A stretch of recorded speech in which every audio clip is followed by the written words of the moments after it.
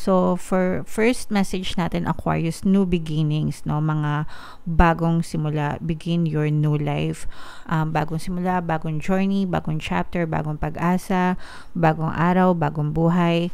Anything new, mga kapiksi. Pero you have to embrace na everyday, ito palagi kong sinasabi din sa inyo guys, everyday is a brand new day, a brand new chance na binibigay sa'yo ng universe to live the life that you want, mga kapiksi, in your head.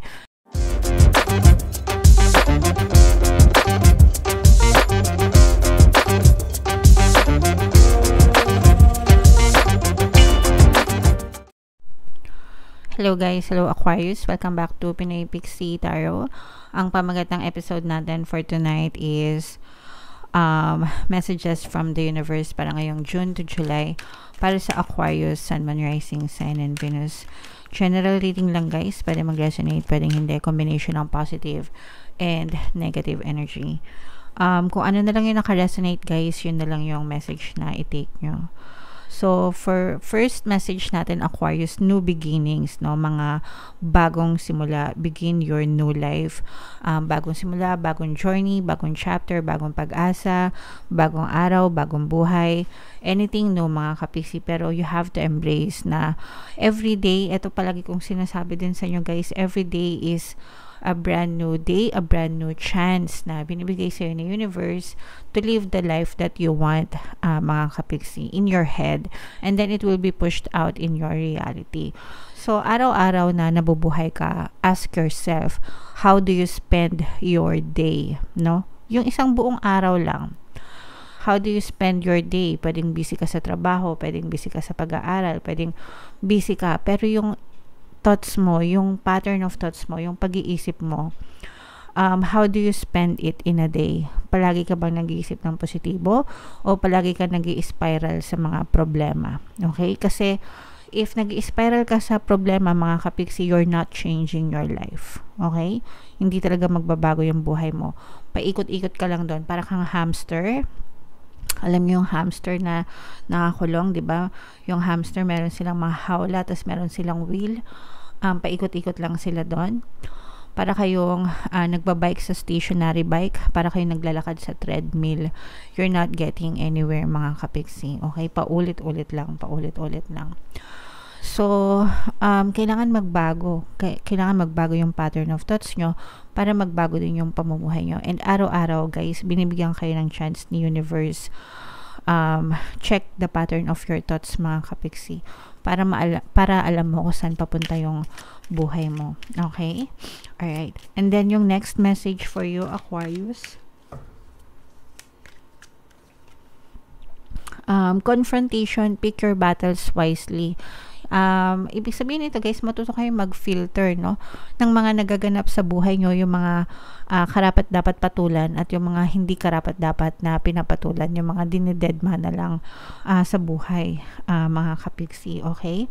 So, whatever you focus on, kung ano yung finofocus ng energy nyo, mga kapiksi, yun yung binibigyan nyo ng buhay sa buhay nyo, sa experience nyo. So, make sure na yung pinagbubuhusan nyo ng energy is positive palagi, yung magaganda palagi.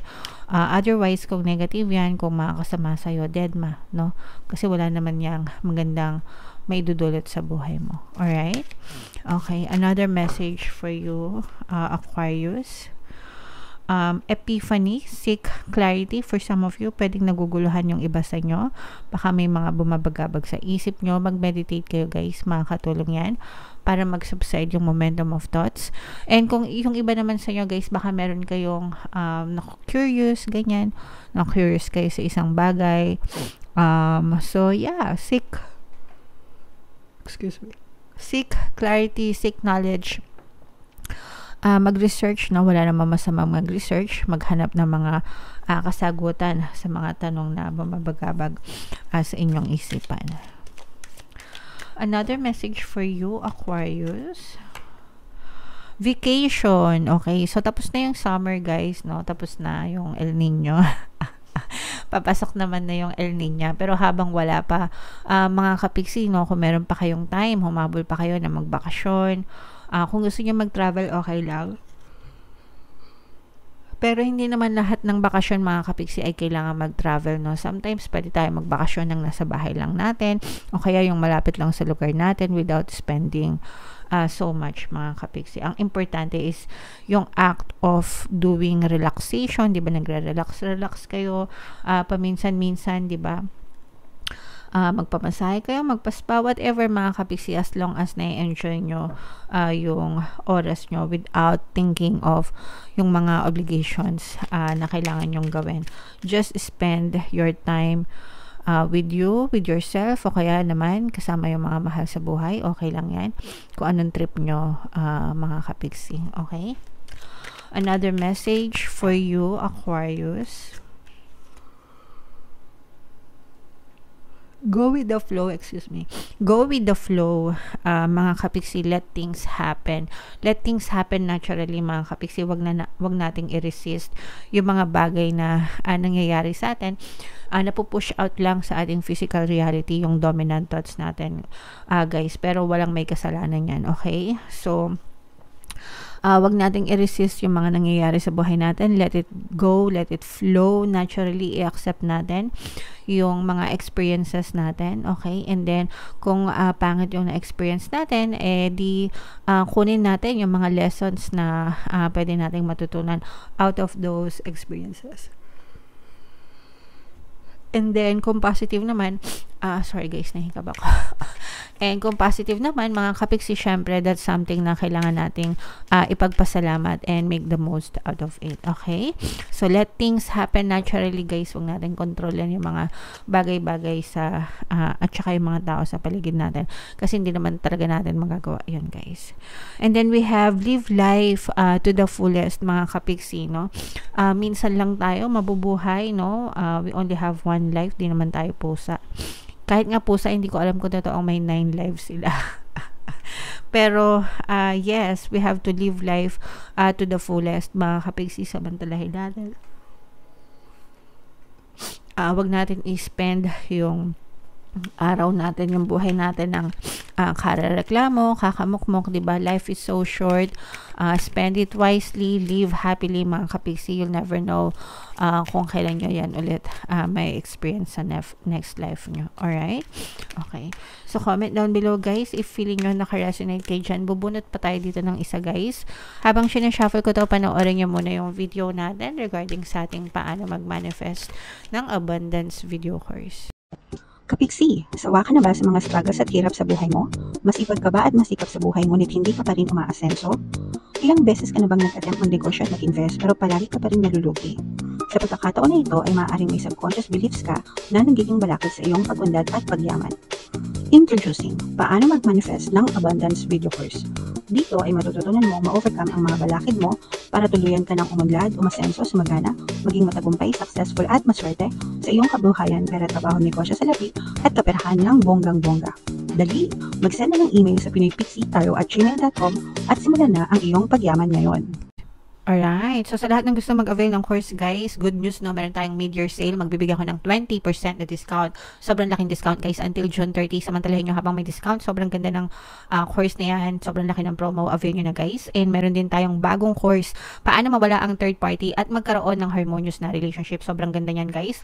Opening promo tayo, no? Until June 30 para ma-solve yung mga problema nyo sa mga jowa nyong may third party. Avail nyo na yan. Sobrang ganda, guys. Alright, so ito yung additional na message para sa inyo. We have visionary, rise above earthly matters, glide through life with grace. You are able to see the right path, stand tall in your self-worth, and love with a big heart. Stand tall, mga kapiksi. Wala kayong kapantay, in short, okay? You are unique the way you are. You are loved, you are lovable, mga kapiksi, no? Dapat you should know your worth, no? Don't stoop down sa level ng ibang tao, mga kapiksi, no? Always, palagi mong iisipin na kakaiba ka, unique ka, you have your own talents, you have to love yourself, and yeah, the way you are, guys, you are perfect the way you are. Dapat palagi nyong iisipin yan, mga kapiksi, no matter what what the circumstances may be, kahit ano pang pinagdadaanan nyo sa buhay, maganda man or pangit man, yung self-worth nyo guys, yung self-concept nyo, yan lang yung meron kayo. So make sure that you always feel good about yourself and think good about yourself. Mga kapiksi, you are able to see the right path. Alam mo ang tama at mali. Okay, syempre palagi tayo dun sa tama guys, wag nating i-overlook yon, no? Wag tayong manlalaman ng kapwa natin, always do good. Mga kapiksi, always have good intentions na hindi lang para sa'yo kundi para din sa ibang tao, guys. And kapag ka good yung intentions mo, palagi naman talagang babalikan ka rin ng good karma sa buhay mo, kapiksi. Alright? So, yeah. Pinaka the best, guys, no? Yung pagdating sa self-concept, guys, pinaka favorite kong ginagawa yung mirror technique sa mga hindi nakakailam. Ano yung mirror technique? Kausapin nyo yung sarili nyo sa harap ng salamin and say good things about yourself, okay? Usually ginagawa ko to pag naliligo kasi 'di ba sa CR may salamin. And hindi ko alam kung may salamin kayo sa CR, pero kapag naliligo kayo or kaya kapag nag-i-skincare kayo, 'di ba, pagkatapos niyo maligo, syempre skincare. Again, hindi ko alam kung ginagawa niyo, pero yung mga ganun, basta may time na nakaharap kayo sa salamin, sa salamin, mga kapiksi, kausapin nyo yung sarili nyo and say nice things about yourself. Uy, ang ganda-ganda mo ngayon. Uy, congratulations, napaka-successful mo. Uy, congratulations, alam mo, napaka-bait mo, people love you, you have a very compassionate heart. Yung mga ganun, guys, no? Be confident, maniwala ka sa sarili mo, you can be, do, and have anything that you want.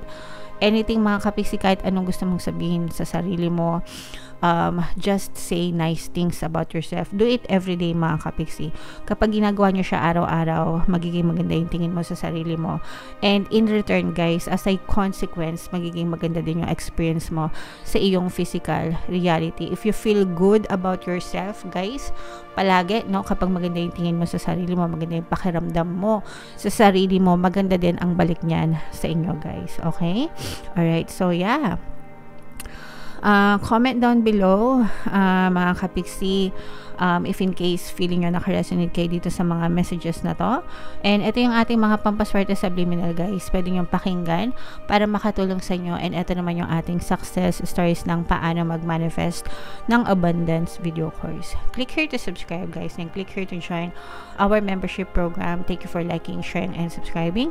And see you again next time. I love you all, guys. Have a nice day. Bye-bye.